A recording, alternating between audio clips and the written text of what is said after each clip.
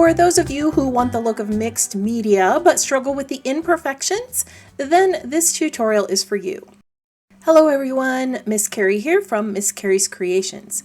Today I'm going to show you how to create an awesome scrapbook background using water reactive ink, stickers, cardstock, and a cut file. We are going to be working with cardstock today because most of you have this in your collection. I will be using the January collection from Hip Kit Club. Each month, a new collection of cardstock is designed to match the rest of the kit components. It has a beautiful texture on one side and a simple white and color pattern on the back. Each month, the pattern varies to match the kit components. Let's take a look at the cardstock cuts we're going to use today. In the center of this 12 by 12 cardstock, I have cut out a simple heart shape that's about 9.5 inches high. I'm not going to use the negative piece, but the pattern side would look great in the center of this page. My plan is to bring in this simple floral cut from the January Hip Kit collection and lays these in the center of the heart with a watercolor background. Now don't panic, because you all know that I'm not a huge mixed media person, so we're going to make this super simple. As I create today's project, I'll bring in a few additional supplies and I'll list those in the description below, along with a link to the January Hip Kit. Real quick, I do want to show you how to cut out the heart shape and size all the floral pieces with the Cricut. If you wish to skip ahead, you can move on to the watercolor portion of the video. To create the heart-shaped background, I've brought in a 12 by 12 square shape to my canvas, and I've layered a simple heart over the top. This is about 9.5 inches high. I'm going to duplicate this heart and pull it off to the side for a moment. Now I'm going to center that heart and subtract it from the square shape so that I have a place to lay out all the florals. I have already uploaded these onto my canvas, and I'm going to ungroup the two images and start layering them over the heart. There are two simple floral designs in this Hip Kit Club file. One has some sprays of flower buds and the other has two small florals. Now this part is going to take you a few minutes as you resize, flip, and rotate pieces. Once they're all in place, we can get ready to cut these out. If you're one who enjoys cut files, subscribers of the Hip Kit Club have access to monthly collections and can download them free from the site. If you're not a subscriber, there are plenty of cuts available that you can purchase, or you can grab the free cut from the site each month. Before we move on to the next part of the project, I do want to show you how to cut out that larger heart.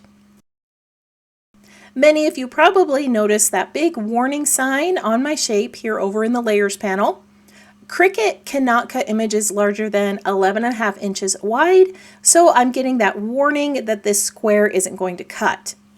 Here is a simple workaround. We're going to hide this large cut and cut out that duplicated heart instead.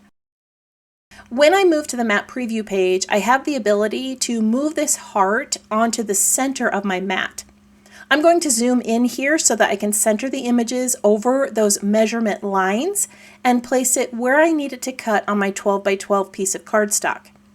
Once this is done, I can move on to the cutting and we're ready to make the page. All right, let's start adding some color to our background with ink and stickers.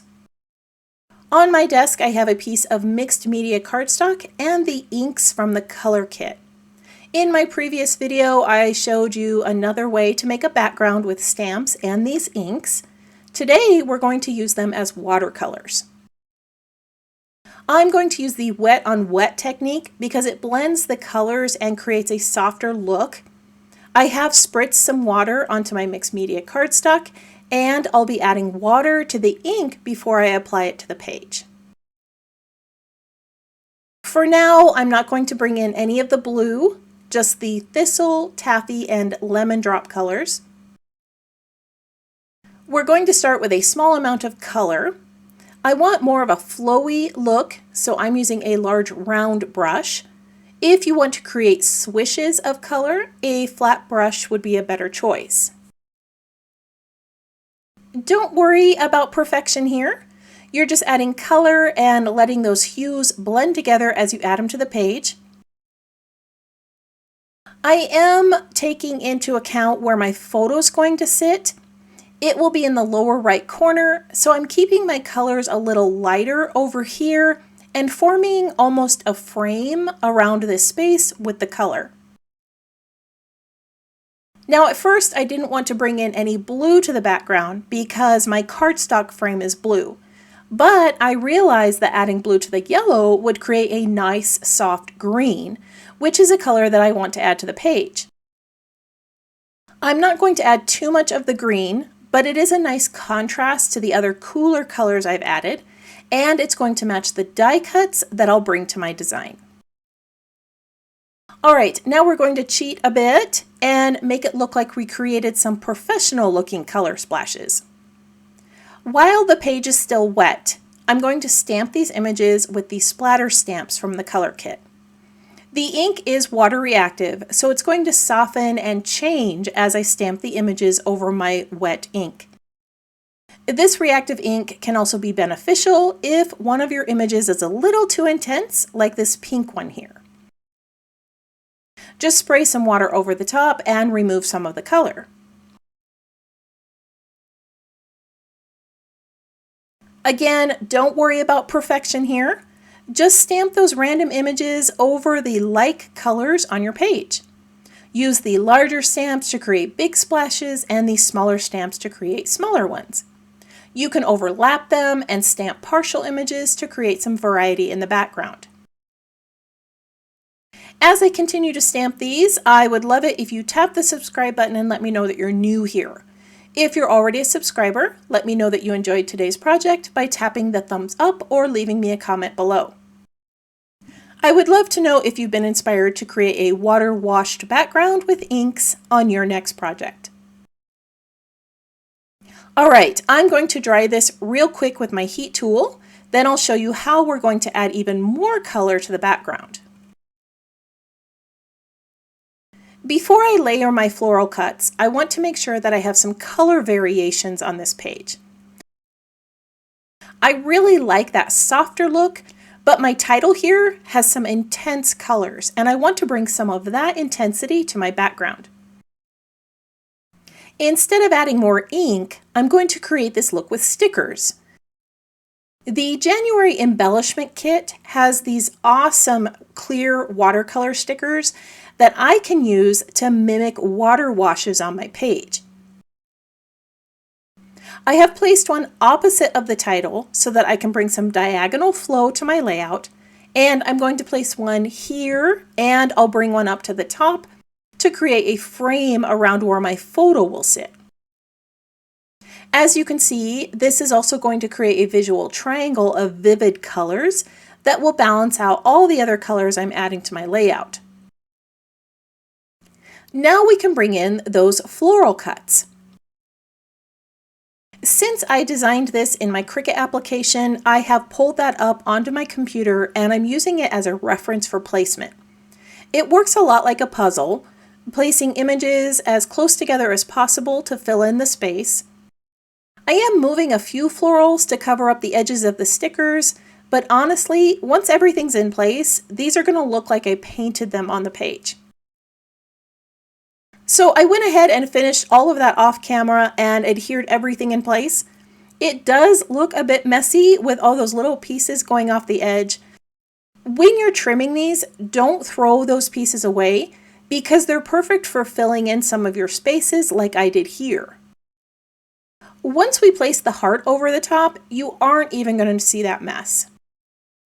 All right, I'm going to add a little bit of stitching, then I'll show you how the rest of the page comes together. Now I have to say, this turned out so much better than I expected. I'm going to bring this up to the camera because I didn't realize that those stickers have a little bit of shimmer in them. How lovely is that? I love how all those colors stand out behind the florals, and the deeper hues created with the stickers just make this pop. Around my heart, I added some embroidery stitching. These are daisy chains that I created with 4 strands of white embroidery thread. If you'd like to learn how to create these stitches, let me know in the comments and I'll post a short video for you. The memory I'm recording is such a precious one. Last Valentine's Day, our daughter and her husband adopted a rescue puppy that had been abandoned in a hotel room. This big heart and lovely florals are a perfect backdrop for this memory. I'm going to keep the layers simple. I've backed the photo with a softer blue cardstock, and I'm going to bring in some yellow with a chipboard frame and a purple tag. I might add a few more up here, but I want to make a pocket for that journal card first. Usually I just grab a piece of cardstock or a pocket die and cut out something that my tag can slide into. Make sure that the sides of this are adhered well and that the fold is burnished so that it doesn't create a bump behind your photo. Now the most important thing to do is to make sure that this side of the pocket is adhered well to the back of your photo. You don't want that tag getting stuck in between the photo and the pocket. Alright, now I just need to adhere everything in place around my photo. Earlier I brought in a pink tag, but I've decided just to add the black and white one. I want this tag to be a vertical element behind my photo, so I'm cutting it in 2 and I'm going to lay 1/2 at the top and 1 at the base. I had to remove the title piece I stuck down in order to line this up, but once it was in place, it did a great job of grounding the photo. As I add some florals below this photo, I want to tell you a little bit more about this adorable little puppy. Our daughter was looking for a companion for the dog she already owns, and she had read a post about this one being abandoned. Our family has always preferred adopting over purchasing a puppy, and she read about this little one and her siblings being abandoned. Now, this little puppy is so sweet, and she loves to play outside and chase butterflies, which is why I started laying those on my page. I've also grabbed a phrase that says, "It makes me happy," with a heart. The items that I chose for this space match the elements I added around the photo, which, as you know, creates balance on our pages. Now at this point, I feel like my photo isn't grounded well, so I'm going to bring in the rest of that chipboard frame. I'm going to need to move a few things around off camera, and then I'll share the finished layout with you. Here is the completed page. The yellow frame I added makes such a difference. I did add a few more puffy hearts up here to this side of the page, and I brought in some twine from the chipboard collection to my tag. Today I shared a stunning background that you can create with your inks, stamps, stickers, and cut files. This design could easily be altered to fit your photo using other colors and cuts in your collection. Although mixed media isn't my strong suit, I have learned that simple techniques combined with shortcuts, like stickers and cut files, can create stunning designs. This gorgeous background can be achieved using inks and cut files you have in your collection. I hope this project inspired you to try something new.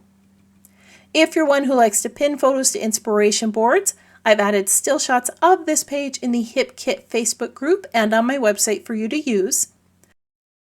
I want to thank you for joining me for another scrapbook project. If you'd like to see more of my creations, you can visit my channel or follow Miss Carrie's Creations online. If you have any questions about this project or supplies listed below, feel free to leave me a comment. I hope you have a wonderful week, and I can't wait to see what you create.